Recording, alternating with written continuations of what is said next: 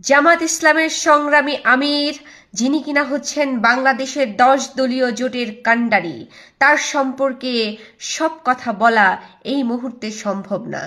Yes mister Nahid Islam, আপনি 1 ঘন্টার বক্তৃতায় তার সম্পর্কে এই 53 বছরের ঘটনা কি করে মঞ্চে বলবেন? তাই আপনাকে অল্প একটু সহযোগিতা করার জন্য আমি আপনাকে কিছু কথা বলছি।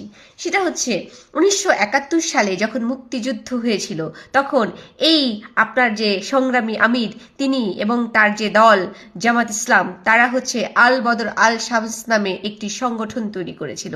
যে সংগঠনটি পাকিস্তান হানাদার বাহিনীকে সাহায্য করেছিল বাংলাদেশের মুক্তিযোদ্ধাদেরকে ধরে ধরে মেরে ফেলতে, বাংলাদেশে যে বুদ্ধিজীবীরা আছে তাদেরকে ধরে ধরে মেরে ফেলতে, তাদেরকে অপহরণ করতে, এবং আমাদের দেশে যে মা বোনেরা ছিলেন তাদের সম্ভ্রম মান সম্মান নষ্ট করতে এই যে জামাতের শফিক এবং তাদের যে দলের প্রধানরা আছেন তারা সকলে এই কাজে নিয়োজিত ছিল।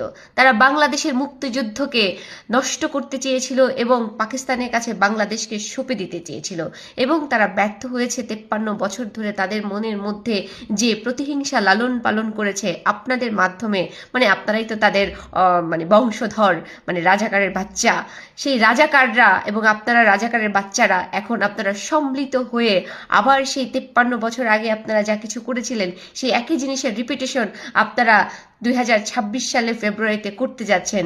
কিন্তু we are very sorry to say আপনারা সেই কাজটা আর করতে পারবেন না। বাংলাদেশের জনগণ 1971 সালে ভীষণ রকমের দয়ালু ছিল, আপনাদেরকে প্রশ্রয় দিয়েছে, সাধারণ ক্ষমা করেছে। এবার আর আপনাদেরকে সাধারণ ক্ষমা তো দূরের কথা, কোনো ক্ষমাই করবে না। আপনাদের মুখ উন্মোচন হয়ে গেছে, আপনারা হচ্ছেন বিশিষ্ট রাজাকার, দেশদ্রোহী। আপনাদেরকে